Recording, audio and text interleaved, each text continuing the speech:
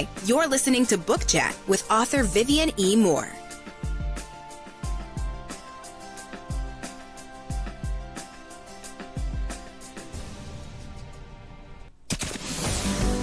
Welcome, everybody, to this week's episode. We really appreciate you joining us. This podcast really shows us how we can all learn, live, and thrive off of each other. By sharing our knowledge through our conversations, we will impart some knowledge whilst learning ourselves how to progress even further. Here is your host.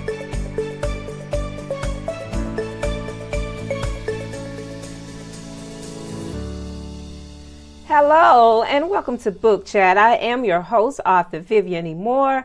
I hope everyone had a great week and I hope that you are having an even better weekend. All right, we're going to get straight to today's show. The title is I'm Not Passive, You Are. And the topic is the importance of present instead of passive in writing. Okay, so if you are a seasoned writer, you already know what we're going to discuss today. But this show is mainly for those who are starting out and are still learning how to write. Okay. So, and the importance of this is writing clarity and engagement are everything. Okay. Yet many writers unknowingly fall into the trap of passive voice. Okay. By creating sentences that feel distant, sluggish, or just overly formal. Okay. So by contrast, using the active voice, what we call the present voice, can make your writing more dynamic, immediate, and also powerful. Okay. So let's explore why passive writing holds you back and how choosing the active voice can actually elevate your craft. All right. So for many, they may not understand what exactly is passive voice. So what is passive voice anyway? Okay, I'm going to explain that to you. Well, passive voice occurs when the subject of a sentence becomes acted upon rather than acting. Okay, so here's an example for you. And this isn't written in the passive voice. The report was written by the team. All right, so here is the same sentence, but only written in the active voice. The team wrote the report. Okay, so in the passive example, the action feels removed, right? As if something vague and indirect is happening. But in the active version, the sentence immediately tells you who did what. Okay, and it actually reads so much better than saying the report was written by the team, because it feels like there are a lot of unnecessary words in that one sentence when you can just streamline it and become active and just say the team wrote the report. Okay, because it sounds better. It just sounds better. All right. So why does passive voice feel, well, passive? Okay, well, when you rely on passive constructions, your writing can come across as, well, weak, because it feels as though no one is taking responsibility for the action. That feels familiar, right? Confusing. It hides the subject, making your sentences harder to follow, and uninteresting. Passive voice lacks the energy and the urgency readers crave. Okay, so we got to keep it hot. We got to keep it popping. All right. So think of passive writing like a film where the camera stays zoomed out. And I know that if you are an avid movie watcher like I am, sometimes that works and then sometimes it does not work for me. I hate it. I like it when they zoom in so I can actually see, maybe because, I wear glasses and it's easier for me to see things that are closer than farther away. All right. And then too, you can actually see what's happening, right? And you also feel connected to the action when things are zoomed in more so than when they are zoomed out, and it makes the action that much harder to follow. Okay, so now let's talk about the power of the active voice. Well, in contrast, an active voice, it pulls your readers in by creating that direct and engaging sentences. Okay, so it prioritizes clarity and immediacy, And those are the two things that we want to do. So let's consider these transformations. So we're going to start with the passive voice. Mistakes were made during the process. Here's the active voice. We made mistakes during the process. Here's the passive voice. The solution was discovered after much trial and error. The active voice. The team discovered the solution after much trial and error. Okay.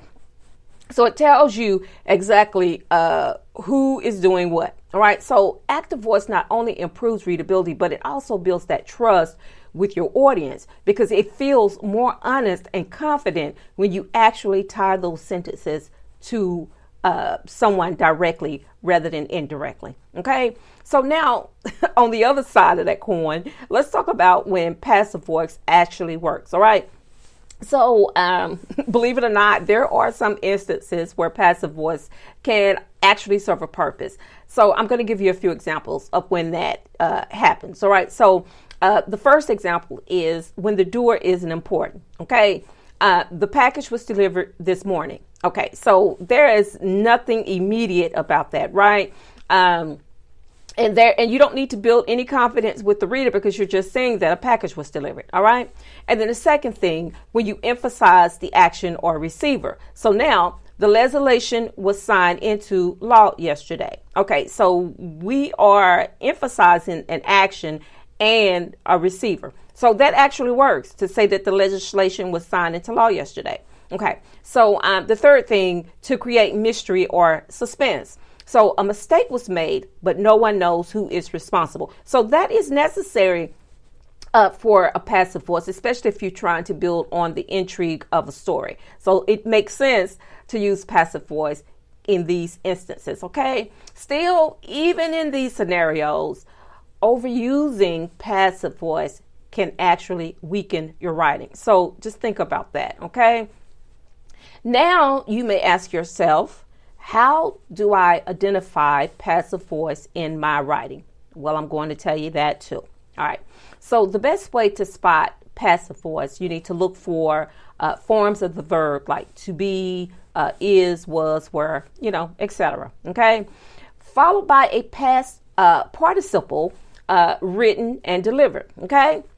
So number 2, sentences where the subject receives the action instead of doing it. Okay, so these are how you are going to identify passive voice in your writing. Okay, the forms of the verbs to be, is, was, were, etc., and followed by a past participle. And this is an example: written, delivered. I didn't say that before, but I'm saying that now. Okay, and then sentences where the subject receives the action instead of doing it. That's how you identify passive voice in your writing. Okay.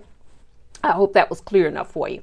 All right, so I'm going to share with you a few tips for staying present in your writing because I know you want to get to that part. All right, so number 1 is you need to start with the subject and you need to ask yourself again, who is doing the action? And then structure your sentence around them. All right, and then the second thing is you need to use strong verbs. Okay, you need to replace those weak generic verbs with more precise and vivid ones. Okay, I love a story that uses vivid verbs when describing something, okay, in detail.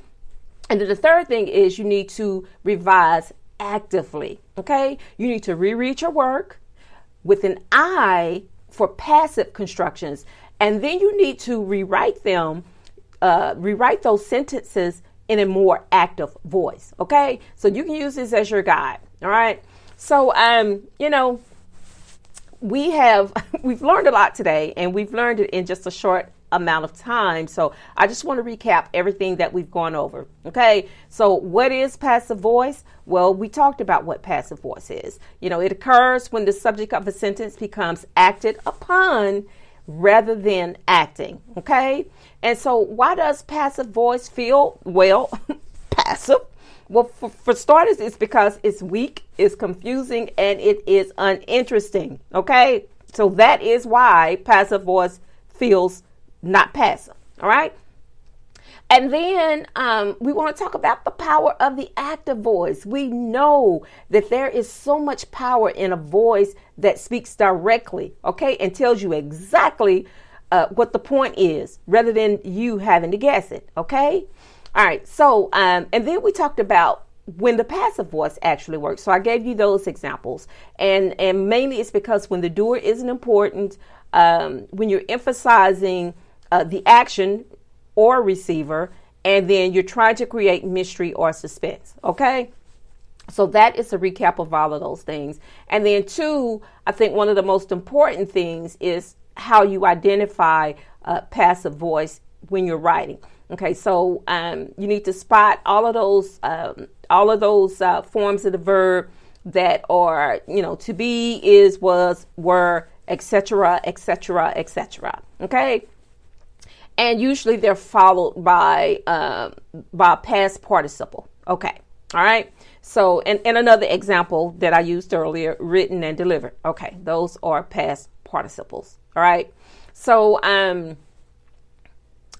we also talked about a few tips for staying present in your writing, and that is that you need to start with the subject, okay, by asking yourself who is doing the action, and then structure your sentence around that. And then you need to use those strong verbs, and you also need to revise when necessary. And you can do that by rereading your work.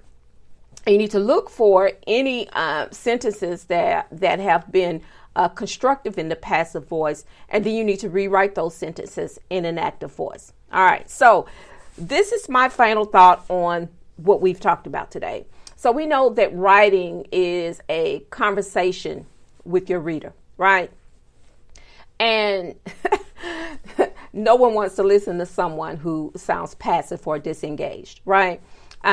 So we need to embrace the active voice. You need to take control of your narrative, and that will keep your readers hooked, and it will also make your writing stand out more. Okay? So remember, it's not just about avoiding the passive voice. It's about staying present in your words and letting your ideas take the center stage. So the next time you write, you need to declare confidently, I am not passive, you are.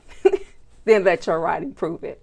All right, folks, that is the show for today. And I hope that you have found something after you have listened to the entire episode today, useful in some way. And if you would please listen, like, and share, I would appreciate that so very much, because that is so important to me, and also for this podcast. All right, I thank you so very kindly for your support. For those who download on a weekly basis, I appreciate you so very much.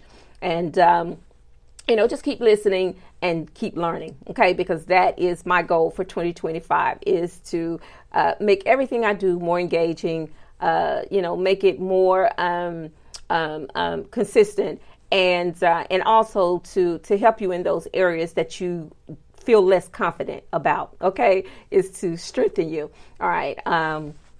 Like I always say before I end every show, you need to tell those who you care about the most how you feel about them today, because tomorrow is not present, and today may be the only chance you get to say that. So on that note, I love you. I hope you love me back. And until the next time you hear my voice, God bless you and goodbye.